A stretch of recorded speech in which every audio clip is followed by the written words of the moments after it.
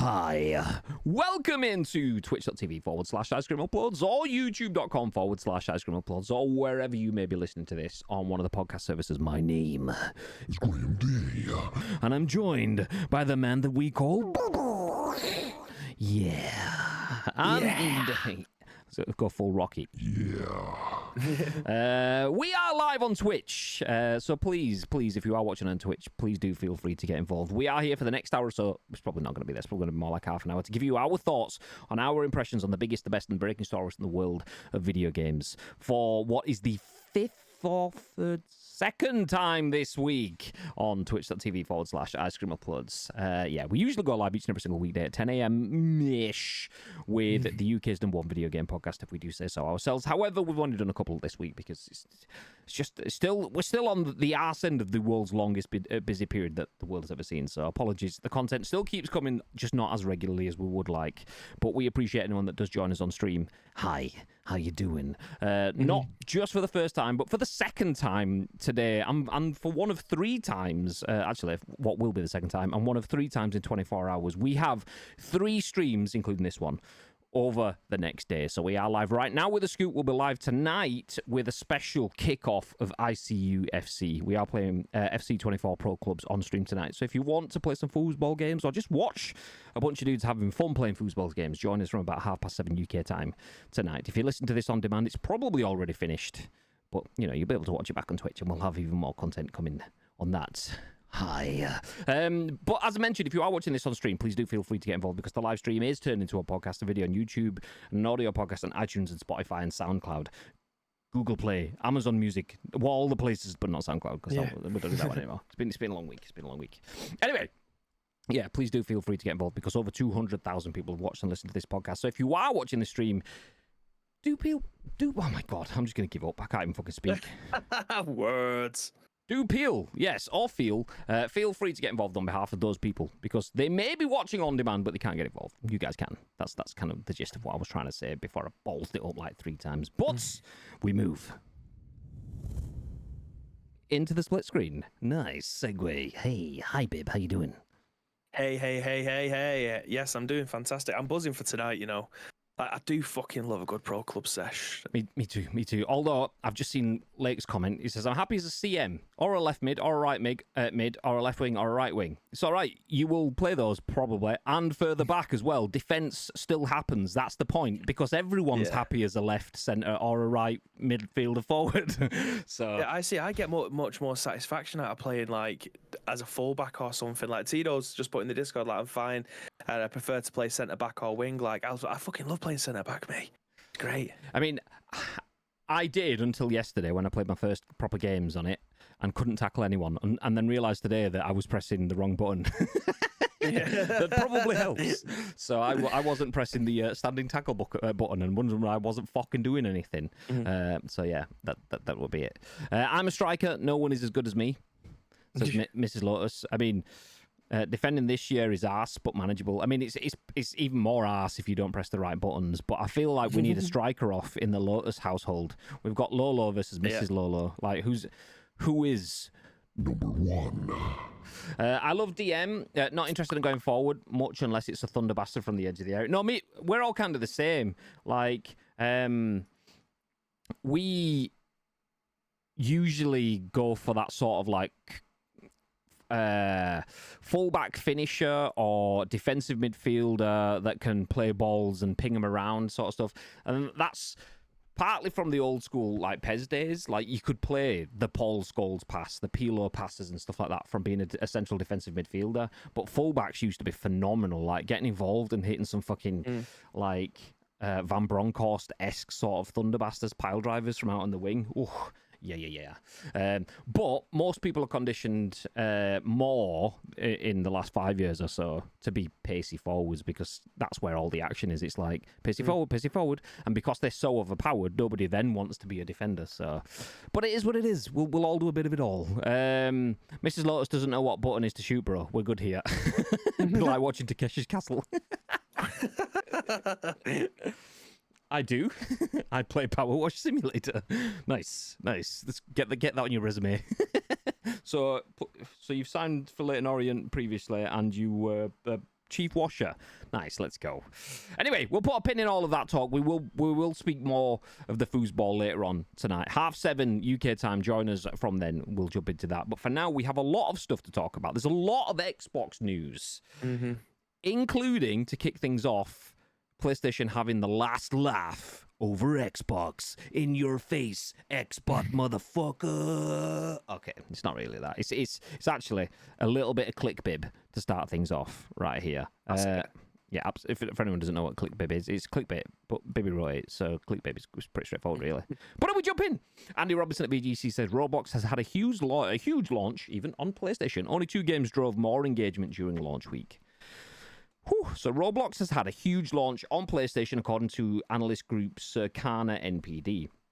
According to Executive Director Matt Piscatella, 1 week after Roblox launched on PlayStation, only 2 games drove more engagement, Call of Duty and Fortnite. Quote, Roblox had a huge debut week on PlayStation, Piscatella wrote on Twitter. According to Circana's player engagement tracker, during its launch week, Roblox ranked 3rd in percentage of PlayStation players that played the title at least once. Only Call of Duty Modern Warfare 2 and Fortnite ranked higher. According to Roblox, more than 65 million people play the game daily. That's fucking insane. Yeah.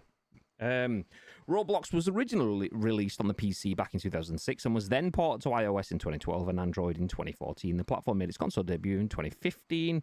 Okay, we can leave all that because we covered all of that recently. But on a week very much covered, not a week, an episode very much covered by Xbox news, PlayStation's had a little bit of a pop. What are your thoughts, Mr. Bibb? You put this one in there. What are you saying?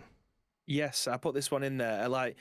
It's more of a question for you and the rest of the guys as well. Like, do you think this is a correct statement that there is definitely more children/teenagers that play video games than adults? And I'm talking like over 18-year-old, and that's what I'm classifying as adults. I know I said teenager, and we're going up to 19 with that, but for the sake of ease, 18 plus versus adolescents, 18 below.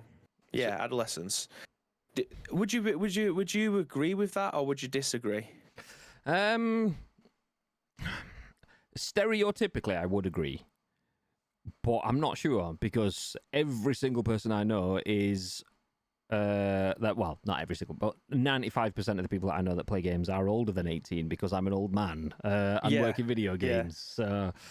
Yeah, I mean, we've obviously had the pleasure, and I'm not just talking about me and you, I'm talking about the rest of the guys that are in the chat as well. We've had the pleasure of growing up in a world, an environment where video games are accepted, and they have just gone on to be something completely different. Like my granddad, for instance, is 76.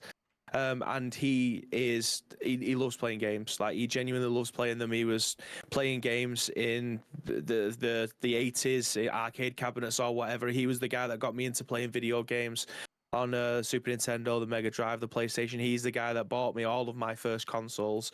And he's obviously had the pleasure of doing that as well. But there is obviously people who are his age, or maybe 20 years younger than him, that probably haven't had the same experience. But kids nowadays, if they're not playing on consoles or playing on PC, they're playing on their tablets, they're playing on their mobile phones. So it's so much more accessible now to everybody than it ever was before. So there's kids who are 4 or 5 that are playing Roblox on their tablet. They might not necessarily have a console, but they would have had a Kindle Fire from like the age of 3 or whatever to watch YouTube Kids or whatever. So I feel like if we're taking it as a global survey, I do think that we'll say teenagers or adolescents, I do think that they are making up the majority of the market. But that's not to say that obviously 18 above, it's a much wider category, because obviously there's a lot more people that can be included into that. But obviously there's a lot more people in that category that probably don't play games on the mobile, or they don't play games on the tablet. They're not playing fucking Farmville on Facebook or whatever. Like, I do think they make up the majority of the market, and it doesn't surprise me that PlayStation have had a massive spike in people playing Roblox, because it is the game that, if you are 5, it might be your entry level game. There's usually a few games that are entry level games. You're looking at your Fortnite, you're looking at Roblox, you're looking at Minecraft, you're looking at probably not RuneScape, but you're looking at games, not Club Penguin. Do you know what I mean? Because that was the game 20 years ago that people would have been playing. But entry-level games like that are the games that kids are tending to play, and I feel like it's such a low barrier of entry for those games because they are available on tablets and mobile phones and now consoles, that I do think they are probably making up the majority of that market. So no, this news doesn't surprise me whatsoever, because you've got the PlayStation 4 that will be Roblox compatible. You don't have to have just a PlayStation 5. So the fact that it is now on that console and having the massive spike that they have really doesn't surprise me. I mean, the thing for me is I feel like the pre-18, and probably not even pre-18, the pre-15, pre-14, whatever sort of age range it would be, has probably more market dominance by fewer brands than the older age range. And oh my god, everything. I've just killed Slack because it was going off, and now my fucking WhatsApp's going off as well. God damn. And it's gone. Yeah. Like there will probably be fewer games taking even more of a market share for the lower end, and I'm saying that knowing full well that even this article mentions that Call of Duty and Fortnite were the biggest games played across the market. You will have big games that will dominate in every age range, but when you get down to the lower end, it's harder to find more quality, and then you've got things like just fitting in, the social pressures, which still exist as a 5-year-old kid, 7-year-old kid, of playing the same games as everyone else out there. So that is where things like Fortnite, but also games like Minecraft, and in this one, Roblox, come in. So you will probably get large dominance from that category. Yeah. But yeah, I feel like there is, because we're in it and I'm past it, in that sort of sense, there is more people playing at a much higher age than ever before as well. So I wouldn't necessarily say that the adolescent category outweighs. It might still do. I don't actually have the numbers, but it might. But definitely in comparison to what it was a million years ago, that is not the case, because we've grown up with that adolescent category that did outweigh. I would say that it's just more accessible and socially acceptable as well than it ever was before. But Roblox having a huge launch on PlayStation is kind of to be expected from whatever level, because it started out, and it's interesting to see this, it started out as an absolute rip-off game. This was, if anyone knows, I don't even know if they still exist anymore, there used to be a brand called Gameloft, a game developer that would make whatever game you played on your console, but crap, and on your Nokia phones back in the day, and it would be a rip-off. So you'd play Assassin's Creed, there'd be like Assassin's Group or something like that, and it'd be the same thing but different, same but different, but still same. And they made football knockoffs and whatever. Gangster Vegas, I'm just having a look at them now. But they do have like Asphalt. Obviously, that's fucking massive. That's a massive game. But they got that because it was the fake it till you'll make it sort of thing. But literally fake. They were selling fake Assassin's Creed and a fake FIFA and whatever. And then got to the point where they had such a big market share, and they'd learned so much, and they'd got really good at development. They didn't really have their own IPs, but then they started being given access to larger IPs. So they faked it till they maked it, kind of thing. And that's what Roblox did. It was fake Minecraft that was shit, and everyone knew it was shit. And it was like wearing Reduc trainers instead of Reeboks, or a Tommy Sherbert watch kind of thing. Like Ben Sherbert, should I say? Tommy Hilfiger, but with 2 L's kind of thing. It was like that sort of stuff. But then it started, like, because it was easily accessible, and because it was in 2012, 2014 on mobile devices and tablets and things, it was an easy way to keep your kids occupied. So Roblox, through faking it, eventually started to make it to the point where it's now a massive game. Literally 65 million people play it daily. So any game that has an audience of 65 million people, 65 million daily active users, is an insane outrageous target. Yeah. So yeah, it was massive. Not surprised. Not surprised. I can't believe that. I've just had a look at all the games now, and like Disney's Dreamlight Valley, massive game. I think it's still in early access as well till like maybe January.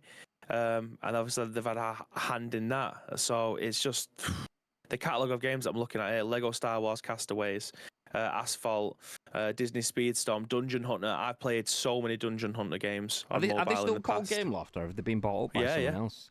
Yeah, because it's still called Gameloft. it was like, I remember having the Nokia 7250 or something like that, like fucking color screen, and when I say color, there was like 4 colors on it, polyphonic ringtones kind of thing, and not actual audio sort of stuff. And I remember playing like old school, like FIFA 2004 or whatever, 2006, something around that sort of time frame. And all of the games were just like Gameloft rip-offs. And then I remember seeing it a few years ago. I want to say a few, it might be 5 or 10 years ago now. Seeing the Gameloft logo like in full sort of like glossy 3D-ish thingy on screen. I'm thinking, wow, were they still going? But they built themselves up to be something from something. And that's exactly what Roblox has done. So, yeah. Anyway, okay, we'll catch up. Do you remember buying games from Jamster? No. Do you remember Jamster? No. Oh, mate. So Jamster was the biggest con in the world. So back in the early 2000s, I know this is a massive tangent, but back in the early 2000s, obviously having music video channels where you would just, it's exactly what it says on the tin, you know what I mean? I'm not just talking about MTV, I'm talking about The Box, Kiss, Kerrang, all this other stuff. And in between on the adverts, they would sell you polyphonic ringtones, and you'd subscribe, you'd buy the ringtone, and then it'd subscribe you for like £10 a month, and it'd literally just take all of your credit. It's absolutely outrageous how they'll manage to survive so long. But yeah, that's where the Crazy Frog thing, because that was like one of the places where you got it from. Yeah, so I wouldn't have known it as Jamster, but my mate, this is revealing way too much, peeling back the curtain. My mate Daniel set up his own website back in the day. He was 16 years old, and he had like a full sort of rig set up. Built his own website, and he had a rig set up where he had a 3210 phone with a data cable connected to his PC. I mean, that just being able to connect something to a PC with a cable back in those days was fucking groundbreaking. Now everything's USB cabled and stuff like that. But he had a data cable to a 3210, and he had a program running that was trying SMS center numbers. And when it sent a message, it basically sent a message to his own PC, and when the PC hit the message, that configured something else that would upload the center number to his website, and then when it was on his website would text him and let him know there's a new center number on the website. So we'd all just get a message saying there was a new SMS center number, and we'd log on to, I think it was smsjustforyou.net or something like that. It doesn't exist anymore, but yeah, basically like super mega nerd sort of stuff. So we all had these center numbers, and that which meant that we could use, I think it was called Z, the one that we used to use, ZED or double D or something like that, to get fucking Scooter, the logical song polyphonic, and all like the little graphics that would go on your home screen and stuff, like a Nike tick across your 3310 screen because you were proper chavvy and thought you were proper cool. Yeah, we used to use center numbers for that. So yes. Anyway, enough tangent. I was trying to speed up there. We've just lost 4 minutes. Nice one, babe. Sorry. We're taking a trip down memory lane here, Graham. Offering one time only, I'll make it goalkeeper and have a bashing net tonight. Let's go, baby. Degnan. All right, boys. All right, mate. All right. Degnan's not allowed a microphone tonight, by the way, because, as he mentioned in the Discord, he's Scottish. And, well, you know, Scottish people aren't allowed to speak on the internet. So, no. Just to clarify a comment, we don't mind swearing on this channel. Fuck, shit, balls, dick, cunt. Like, so yeah, we're not too bothered when it's swearing, but swearing to make a point or to emphasize something is the difference between, yeah, fucking open, oh, play the fucking ball, oh, this fucking guy's on me, fucking. As Tito said, a la magic, no, we ain't got time for that, because we want to be able to cut content up, and if it's just fucking this, I'll play the fucking ball, I'm fucking on, I'm fucking this, nah, so feel free to swear, because we do. It's not a child's channel, it's a whatever channel, but yeah. Like, we've not swore over the top through this. You get the point. Nice. For fuck's sake, no going live notification again. Nice one. Number 1 mod. Best mod on the internet there. You love to see it. Holy fuck, baby, your face is looking beautiful. You're half the man you used to be. See that? Honestly, he gets late. Quite. He's late and then comes in with a bit of smooth trying to butter over the cracks and thinks nobody will notice. I'll take it. It's like walking into a room, knocking over like the water cooler and then flicking gun fingers like no one's going to notice. Hey. Your granddad's Tito, isn't it? What, Bibby's? Confirmed. Your granddad's Tito? Or your Tito's? I don't know. I need you to specify, Wobbles. Which one's the granddad of who? 18 to 30, I believe, the highest gamers. Don't quote me, but it was in an accessibility research piece. It says don't quote me and then references a quote. Fuck's sake. Is that rising or a new game's keeping pace? Good question. Taz has played Minecraft/Fortnite since he was 4. He's now 7 and slays. Chloe is fucking ridiculous at Minecraft. Like, I remember giving her the conversations that I know but don't really embrace myself. Like, she's like trying to build and stuff and getting used to the settings and so on. I says, if you can, turn your settings up higher. Like, don't get used to playing at a snail's pace like I did back in the day. Put your settings up to high, because if you can turn on a sixpence, you've got fucking skills for life then. Now she's a fucking ninja. And I'm like, see, I told her and she's done it. Why didn't I just do it as well? So, yeah, there you go. I don't think I've heard baby words so much. Yeah, exactly mid. And has a FIFA pack addiction. Yes, Taz has a FIFA pack addiction. That's true. Game Loft. What's wrong? What? Don't tell me you're consulting for Game Loft or something now, Wobbles. Yeah. Did they make EAFC if they make football knockoffs? Way! Someone have a word with the EAFC as well, because there's some bugs in it at the moment. And I'm not talking about the fucking rugby glitches. I'm talking about the fact that you try to do some fucking pro clubs, what's it called? Skill training? Skill games. Yeah, any of that shit. The game crashes after every time. So fuck's sake. So yeah, someone have a word. Tommy Hillclimber, there you go. Don't come for Tommy Sherman watches. They cost like, it was Ben Sherbert. That's what I meant to say. Ben Sherbert. My cousin had a Ben Sherbert jacket. That's a fun fact for you there. True. Ben You got Sherbert. Lacoste, but the crocodile's got 10 legs. Lacroc. Jamster, was that not where Crazy Frog was spawned? Exactly. Yeah. My mate in college was showing his hair, showing off his shirt he bought on holiday because he thought it was a Tommy Hilfiger. It turned out to be Tommy Hilfinger. Tommy Harfinger. God. Is that the one where you text and they sent you to download? Yeah. Doing 3210 ringtones on your PC felt next level back then too. Absolutely. I remember that, having to add plus 44 to the messages. Exactly. That's it. So because of that, there is still a bunch of numbers in my phone that are UK people that I call when I'm in the UK, but are still saved as plus 4477 or whatever. Because we had to, like, because a lot of the centre numbers were international, you had to specify that you were sending it to the UK to trick it. So rather than putting the O, you had to do a plus 44. So most of my mates were saved as plus 447 instead of 07. See, we didn't do cool stuff. We'd wait till someone was out of the room, plug in their phone, and change their display screen to a penis, and then they couldn't change it back without asking us nicely. Demonetized on YouTube, exactly. Just say, percolate. Nope. I know what. I know that's not a nice word. We've had this conversation before. Not the C-bomb. What C-bomb? I couldn't remember anyone saying C-bomb. Couldn't remember it at all. No. Tito is Bibby's granddad. I'd never be that mean to Bibby. My kids play a build game where you have to build something it gives you randomly in 3 minutes. I'm past Minecraft now. My kids are better than me at it. Goalkeeper set up for later. Let's go. More bugs than a fucking reptile house. Whee! I just used to tell people if they entered a code, it opened a secret game. It was actually just the menu shortcuts to change the language for Turkish. Yeah, it was something like menu 7431 or something like that, and it would go menu settings languages bosh, and it's like brr. Or you'd get those people that do the sim clock stop stuff and be like, yeah, that's it, your battery's gonna last so much longer now. Nah. Anyway, we're old. We'll move back into video game news and talk about this one instead, sticking with Xboxy sort of stuff.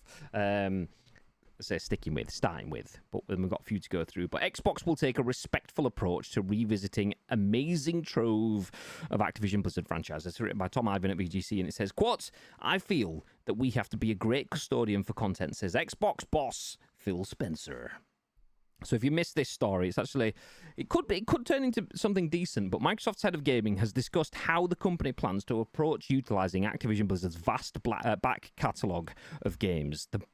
The Xbox maker, oh my God, I can't speak. I brain farted then. The Xbox maker finally completed its 69. Nice. There we go. $1 billion acquisition of Activision Blizzard last week. In closing the games industry and Microsoft's biggest ever deal, the Xbox maker took ownership of franchises including Call of Duty, Warcraft, Diablo, Guitar Hero, Tony Hawk's Pro Skater, Overwatch, Crash Bandicoot, and many more. Quote, the amount of franchises that we now have in our portfolio is kind of inspiring. It's daunting. Phil Spencer told the official Xbox podcast, I feel that we have to be a great custodian for the content that we touch. These are memories from people on different platforms, different decades, and I want to make sure that we're going back and visiting something that... I want to make sure that... I just thought there should have been an if in there. Anyway, I'll throw it in. It might be wrong. I want to make sure that... Sounds iffy. No, it says when. There we go. When we're going back and visiting something, that we do it with our complete ability, a motivated team that wants to go to work on something and make a difference, not just create something for financial gain or create something for a PR announcement and not deliver on the product. So I'm going to start with the teams and what they are passionate about, and that's why I'm excited to go on these studio visits, and then we'll look at it. Spencer continued, I think we've done an okay job as Xbox. I don't think we've done an A+ job on looking at our franchises and revisiting Halo. Just got some Halo stuck in my throat. It's always a trade-off between what you do that's new and going back and do something. I do think with Game Pass we have the ability to make maybe pick up a couple of franchises every year and almost do a revisited. I just made that term up. So it's not a brand. It's not on a box. Okay, we'll leave it there. Activision has a bunch of IP in its back catalogue, including things like Crash, which are significantly linked to PlayStation, lol, but now are very much Xbox, lol, and Spyro, and things like that. And they are going to take a respectful approach to bringing back some of those bits of content. What are your thoughts, Mr. Bibb?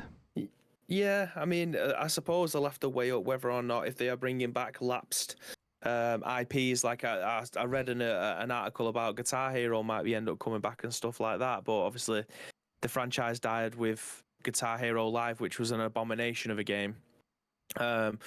So whether or not they'll actually end up making money off of these franchises, if they want to keep on either bring them back to life again or to create some new ones based off of older IPs, I'm not too sure whether or not it'd be a reboot or brand new game altogether. So yeah, I imagine that they would have given it the respect, because if they didn't, they wouldn't make any money. So it's a very easy statement to be able to make, and it's definitely one that just shows you the top level headline stuff, because this is we're reporting on it based off of the information that they've given us. But if you read between the lines, it's just common sense, really, isn't it? Like, if you are taking over a company and they have some extremely wealthy assets in their back pocket and they might not have touched them for a while, or they haven't really kicked on with it, then you can look at them and go, okay, how much, if we invest this much, how much will we end up making back?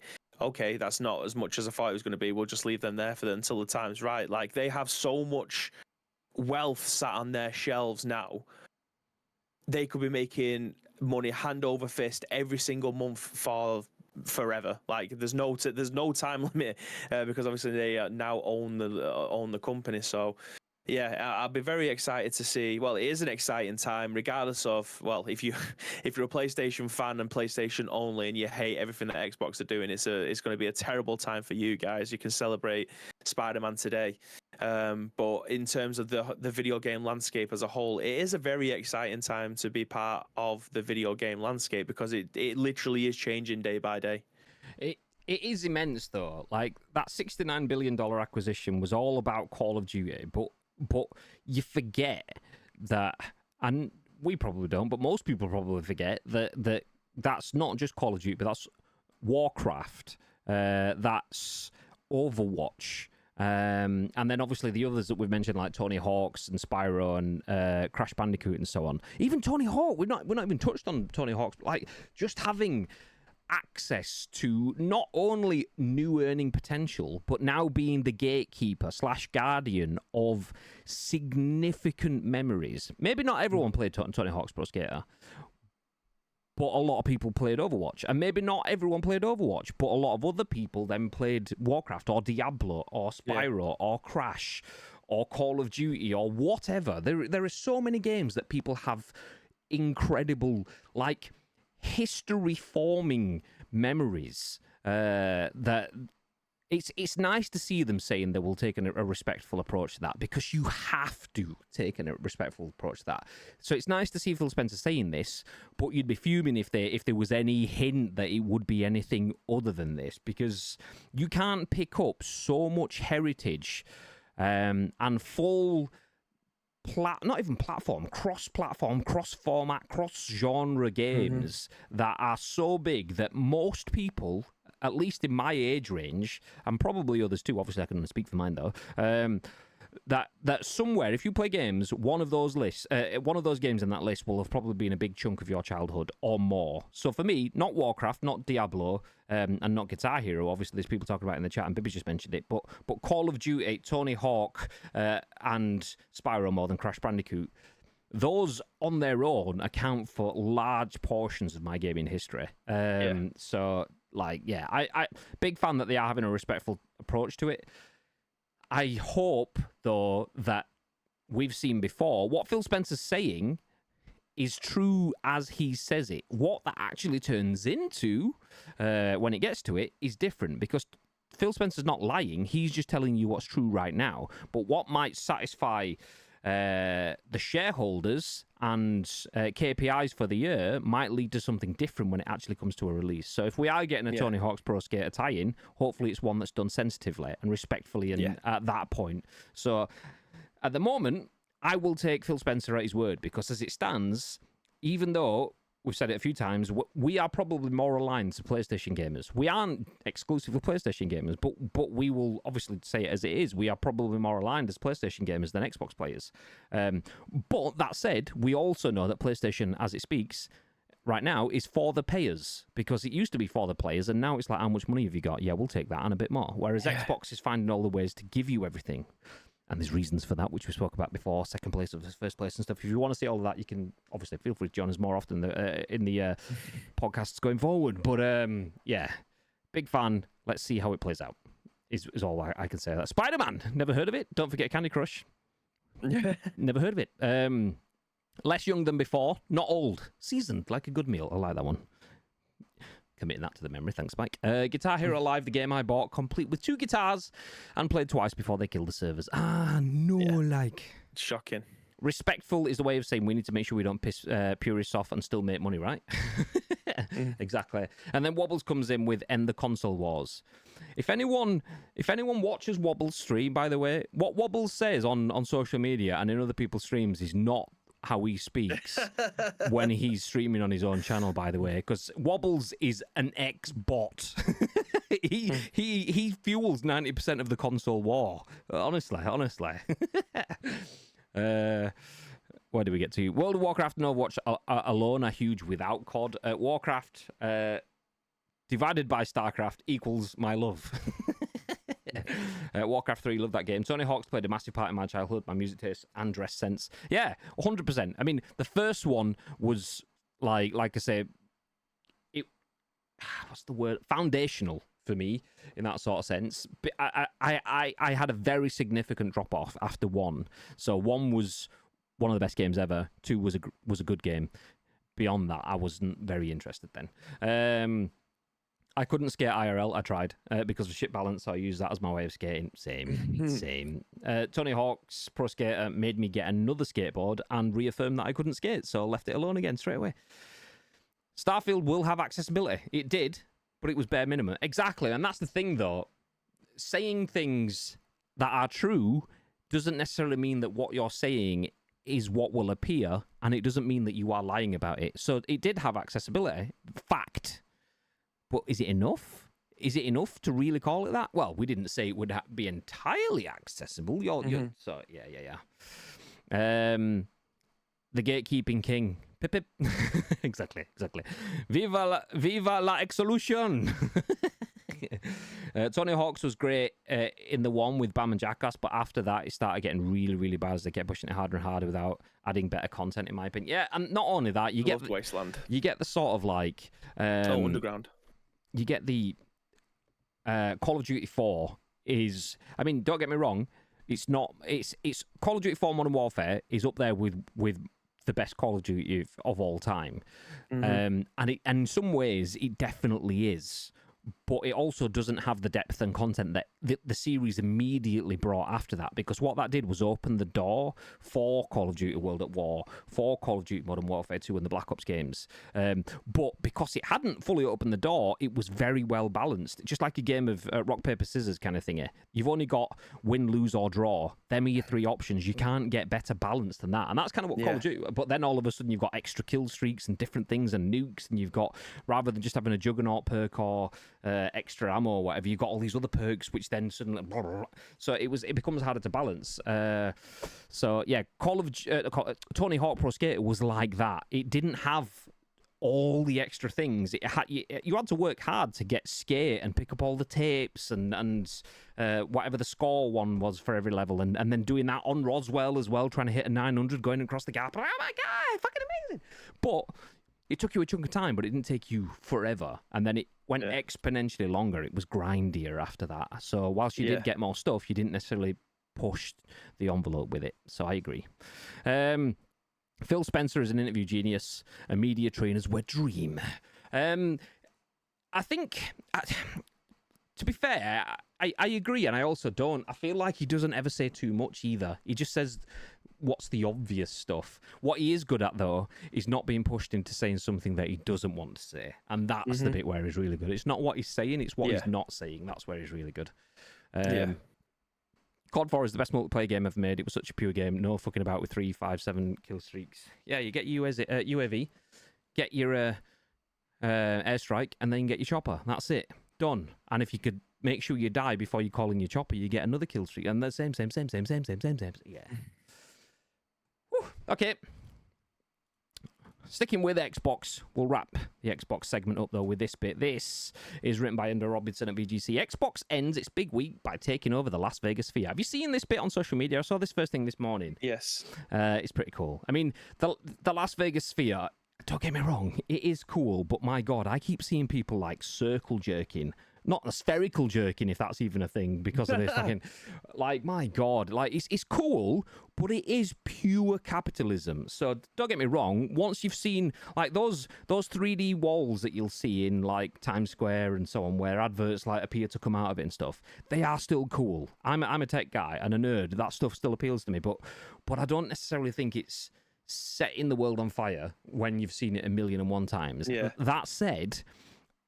I give Xbox a huge leeway here in the fact that they are probably the first gaming brand to have properly done it. And it's only because it's been so overhyped on social media that I even have any sort of negative connotation to it. But even still, it is very cool. Negative connotations are overdone or what? It was a very, very cool activation. I'll jump into the story. So Xbox ends its big week by taking over the Las Vegas Sphere. The Xbox logo took over the Las Vegas skyline to mark TwitchCon and its new advertising campaign. Okay, Microsoft ran an Xbox advertisement on Las Vegas' new Sphere venue on Thursday, filling the city skyline with its own spherical logo. The Sphere is an 18,600-seat entertainment arena which opened last month. The venue's exterior features 580,000 square feet of LED displays, making for some striking visuals and building-sized advertisements on the backdrop of the city's iconic strip.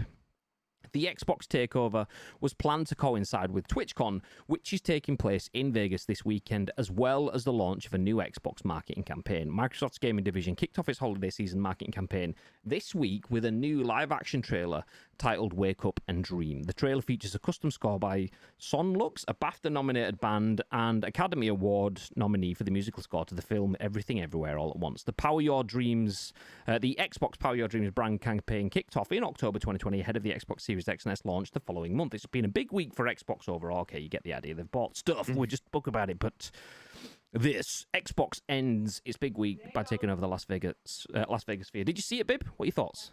Yes, I love this thing, mate. I mean, you could argue that it does look like a bit of an eyesore, doesn't it? When you're on that Las Vegas strip, it does look completely out of place. But the fact that it is not just a showpiece, it's an actual usable piece of kit, whether or not it's using the LEDs on the outside or on the inside in the concert hall, like it is a mega piece of kit.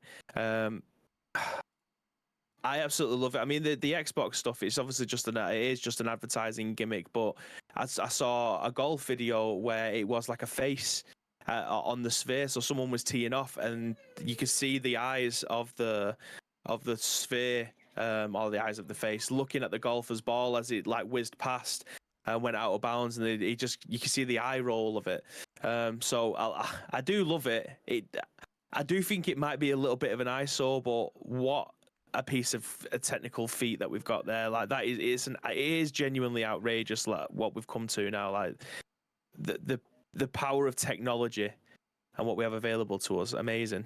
Like, this is all cool so far. So this is someone from, I'm assuming, one of the Twitch-based parties. It doesn't get as far in as I was hoping it does. I assume this is from one of the Twitch parties because I saw some gaming content creators sharing this. Or is this the next bit? Oh, this is the full video. Let me mute that.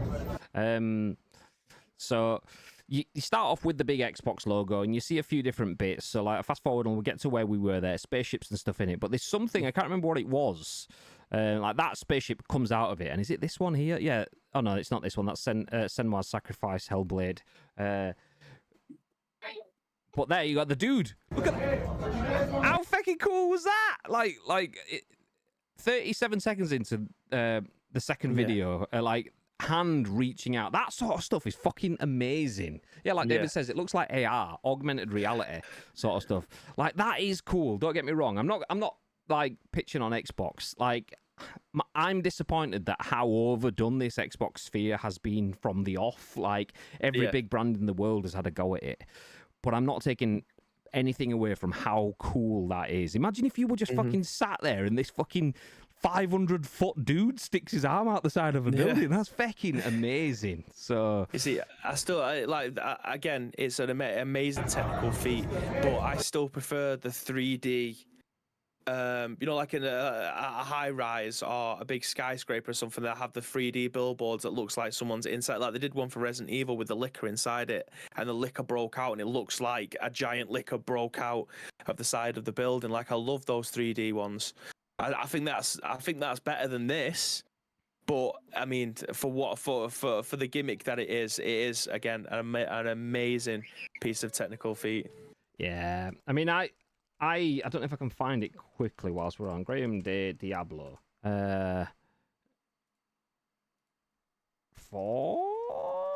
it a hashtag maybe? No, I can't find it. But yeah, Diablo had a similar sort of thing in Times Square when I was there, but they have the same sort of thing that you'd usually see, which is like an L right-angle shaped sort of wraparound on a building. So the front of a building will be screen, and then a bit of the side will be a screen, which gives you the corner angle. And if you're in the right spot, things come out of the building at you. Similar with the liquor from the Resident Evil sort of thing. And this is that, but on a whole grander scale. I'm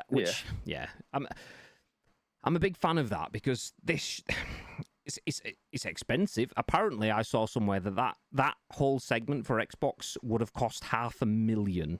So $500,000 to launch that marketing campaign just there for that one piece of video for a very small place for one part of the world, and obviously internet content that comes afterwards. So it's a lot to get into that sphere of advertising. But yeah, I don't blame them because this is what Xbox has been doing, moving away from whether you think the sphere is good value for money and stuff like that.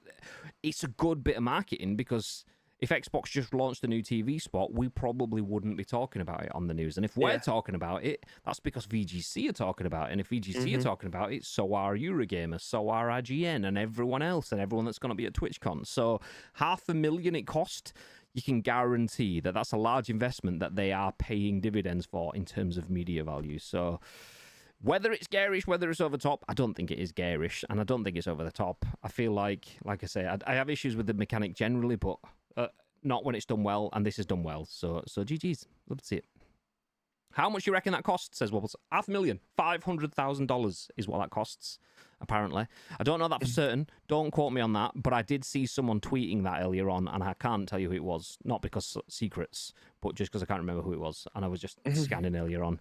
But it was in some industry professional sort of replies and stuff. So $500,000 apparently. Apparently, take it with a pinch though. You never know. I mean, a brand like Xbox wanting to use your Sphere during TwitchCon Vegas, they could have absolutely spoke to some of the governing officers and got it massively subsidized and or free or whatever. Because if you do an activation that's really cool for a building that has the potential for that, if other brands see how cool you can do that stuff, they want a piece of the pie. So sometimes it's in the Sphere's best interests to give someone like Xbox a free play at it, because they will make other people come and spend $500,000 each time as well. So, yeah. I'm still waiting for someone to hack that Sphere and turn it into a giant testicle. It'll happen. Absolutely. If it does, the internet has recording of this conversation now, Spike. So, they'll come for you. I will say this: Xbox are hype building geniuses. PlayStation tried to let their games speak for themselves. I disagree. Not that Xbox are hype building geniuses; they are. PlayStation do it in a very different way, though. PlayStation aren't as showy with it, but also are showy with it. So, like, Spider-Man released today. Has anyone seen the PlayStation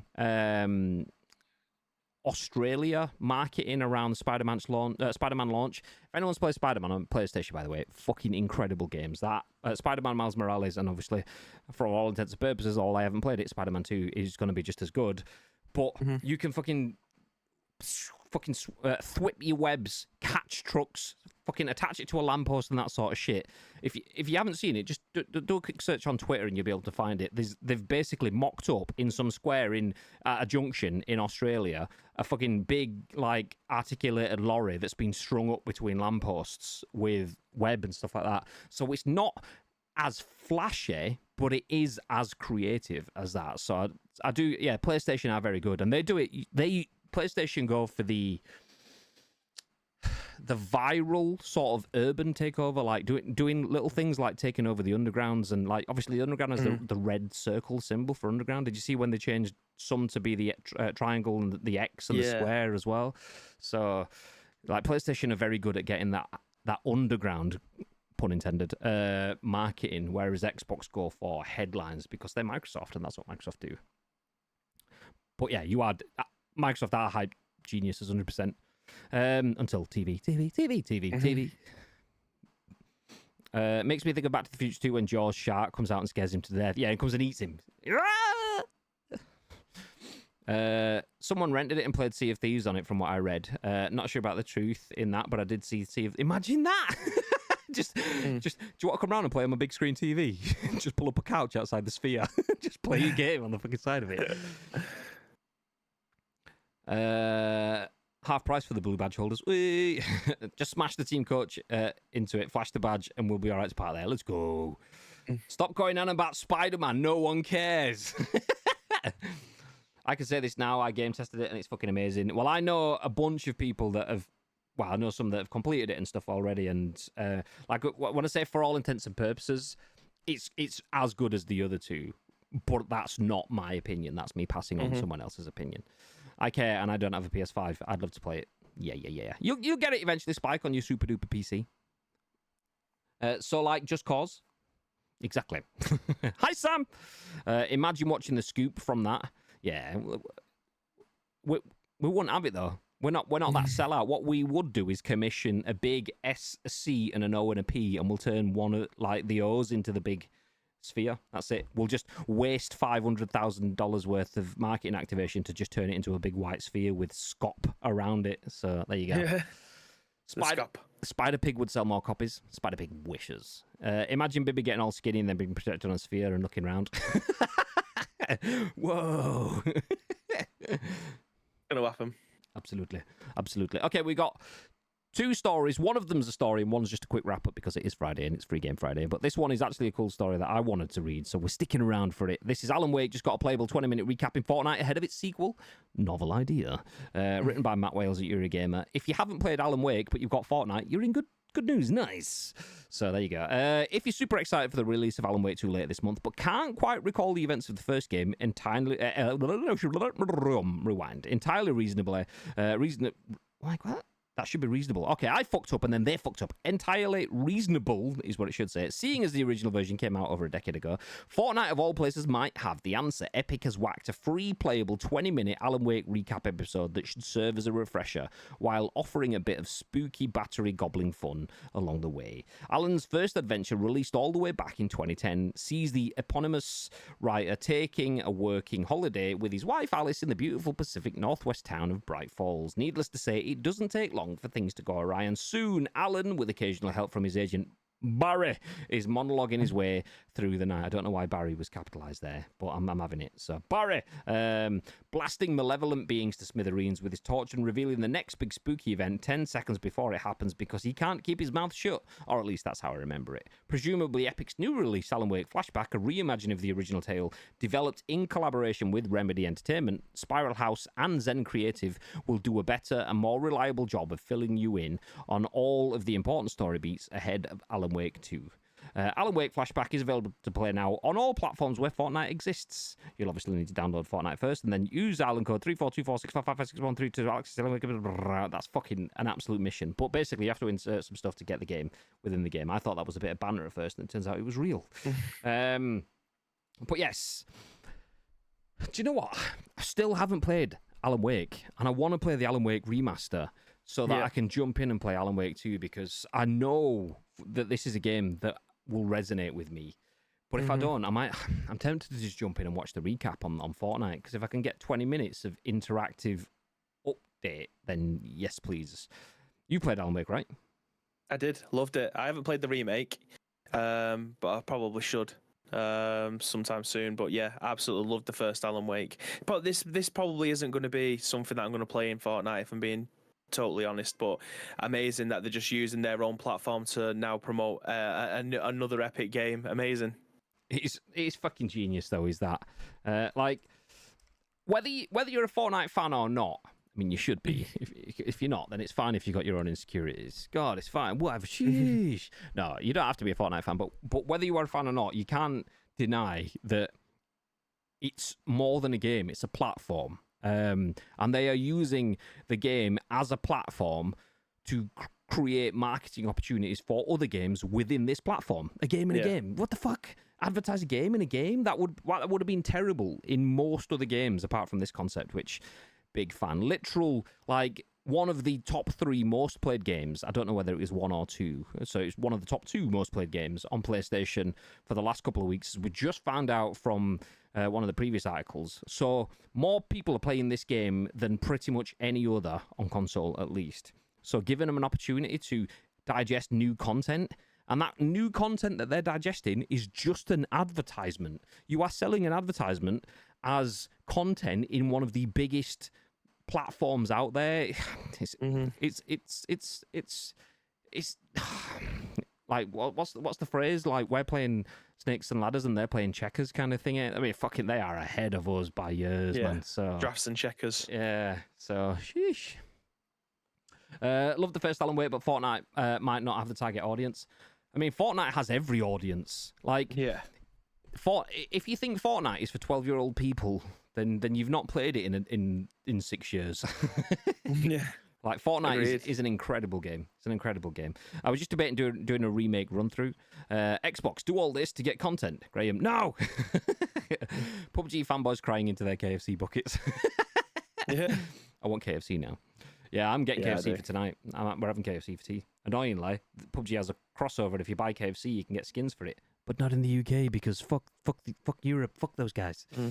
Epic Games are miles ahead. Exactly. They are, 100%. Like, just the understanding that you can use a game as an opportunity to sell other things rather than forcing people to just play your game. Other games do that. You can name probably a million that you play all the time. We all can. But little things like the understanding of how people play your game and how not to market to them, or how to market them, or use them to market other things. Epic are probably the best in the business at that. Things like paying for a massive stand at Gamescom and then not letting people play Fortnite on it. Because what's the point? You can play it at home. You can play it on your PC. You probably played it on your Nintendo Switch while you were waiting in the queue to get in from the outside and all that sort of shit. So instead, we'll make an assault course and make you run around it. And when you do, we'll give you some skins that you can go back home and redeem in Fortnite and make you play the game again, which is the same thing as getting you to play it in the game, but better because it's at home where you got it. Fucking genius shit. And it's obvious, but so obvious that so many brands in the games industry that have free-to-play, already available games will still put a chance for you to play their free-to-play game at events like that. But Epic realised, no, you're doing that already. We'll do something else. Wonderful. America, why is everyone fat? Also, America, play video games and get cheap fried chicken. Yeah. The amount of collabs they have that cost us money because Taz knows about a new franchise. I mean, it's the Funko Pop. This is quite apt with Spike being here. It's the Funko Pop of video games. That's what we call it because every big brand is in there pretty much, but tastefully done. It's not just a... Well, we didn't really have a skin model for it, so we just kind of stretched the face of Jason Voorhees around this guy, and he looks kind of morphed and not quite... But we'll still charge you 15 quid. Nah, the fact that they give a lot away for free as part of content passes, which you've got free because you bought a season pass 10 years ago and all that sort of stuff. Beautiful. Stuff he wouldn't have cared about, but because it's Fortnite, he wants the toys. They got you. Yeah. The Matrix has you, Neo. Yeah, there you go. Okay, next up. And finally, sticking with Epic Games because they're fucking beautiful and know all the things. By the way, this episode of the podcast is sponsored by... No, it's not, but Epic. If you did want it that way, hey, how you doing? Some good games on Free Game Friday this week. We spoke about these last week. If you were here on Friday last week, you will have seen that Eternal Threads and The Evil Within are free right now on the Epic Games Store. So if you do have the Epic Games Store, or if you've got an Epic account, just pop over to the website and download. But these are the games that you can get. Eternal Threads, Evil Within. And the blurb says, you've got your pick between time travel puzzles and psychological survival horror in Epic Store freebies this week. Both, actually. The world is your oyster and the pearl within is games. In Eternal Threads, follow a cast of characters to solve a mystery across time, watching how your decisions and theirs cause timelines to diverge. In The Evil Within, take Detective Sebastian Castellanos on a one-man excursion through a nightmare dimension. Keep an eye out for bullets. He'll need them. So make sure you get that. And the cool thing is, we also get a heads up on what's coming next week, which includes The Evil Within 2. So if you're looking for a bit of Halloweenness, then start this week with The Evil Within and follow it up with The Evil Within 2. We played The Evil Within on stream about 5 years ago. Like, a lot of you won't know who Bridie is. She used to be a part of the team a million years ago. Me and Bridie played through this on Friday. So it's a show that we used to do on Fridays, clearly, obviously, it's in the name, a million years ago. So, see, Spike knows, he's an OG. The Fart Master, that's the one. So, yeah, we played through The Evil Within on stream. Really good game. Never played through The Evil Within 2, so I'm going to go and forget to download this straight away. Let's go. Get it redeemed. Yeah. Shout out to Morgan Park, Lincoln Carpenter, and the team at PC Gamer for that article. That was your Free Game Friday roundup, and that was the scoop. So we're going to finish. Thank you very much, everyone, for joining us for another episode. A lot of people in today. We do love to see that, especially with us only having a couple of episodes this week. We apologise. We know. We would like to bring you the scoop every single day, but it's just been a busy period. And still is for the foreseeable, but we've got a few things cooking, a few irons in fires, some of which will turn into stream content as well, which you will see soon. But we haven't told you about because we can't tell you about yet, but some people know. But that's it. We are going to disappear. Before we do go anywhere, just a couple of reminders. We will be live in 2 hours-ish with Chappers dropping a sub. Teed Zero is a gravy shagger. Teed Zero is a gravy shagger. Soon, I'm probably not going to make it. Teed Zero is a gravy shagger. I agree with that. Thank you very much for the 7 months in a row. 39 total. God damn. Hi, bye. Hi, bye, says Lumps, throwing down his 20-monther as well. Oh, you love to see it. Thank you very much for the double drop at the end. We appreciate that very much. I don't have an idea of how many subs we have. Where is it? Subscribers? 82. 82. So we're 82 subs. 83 sub points. So we're not far away from whatever it was 100. So it's still, we are quite far away, actually. We are quite far away. But if we get 100, we'll be dropping a copy of FIFA as well. So if anyone's got any primers and wants to open up a copy of FIFA, then yeah, throw it down. Okay, as we're saying, we're going to disappear. We'll be back in a couple of hours. But before we do, is there what you want to add, Mr. Bibb? Yeah. If you want to help shape this, the shows next week, 2 ways you can do so. First of all, find us on social media. It's that Ice Cream Uploads across all major social media. You get the gist by now. We will be live as and when we can. next week, perhaps probably Monday and Friday, I imagine. But yeah, just send us a link. We'll give you our thoughts and impressions on top of your thoughts and impressions at some point next week. How's about that, Graham? Yeah. Perfecto. Yeah. Well, do you know what we need? We need just like an awkward stare into the camera emoji for whenever someone says, watch FIFA, like Chappers just did. It's like when someone calls Twitter and they go, "Don't you mean X?" It's like, "Don't you mean fuck you?" Fuck. How you doing, Chappers? Welcome in, mid. Thanks for your sub. Yeah, love, appreciate the support. No, to be fair, I'm giving him some rude things because he's talking about watching a film ahead of ICUFC tonight. You know, we'll fit in the ICUFC around the film and keeping the missus happy and stuff like that. Fuck's sake, mate. Yeah, whatever. Yeah, you have a happy home life. See if we care. God damn it. No, do have a happy home life. And play football as well, you know. Bit of both. Can she play FIFA? I'm just going to go nip to the toilet, Chappers. And then you just hear like, Bunda Thastard from upstairs. You all right, love? Yeah, just trying to flush it. Anyway, yeah, we are going to disappear. Stick around. We're going to drop a raid on one of our friends. We haven't looked at it, so we don't know who it is. But yeah, stick around, enjoy, and we'll see you in a couple of hours. Until then, stay frosty. Stay frosty.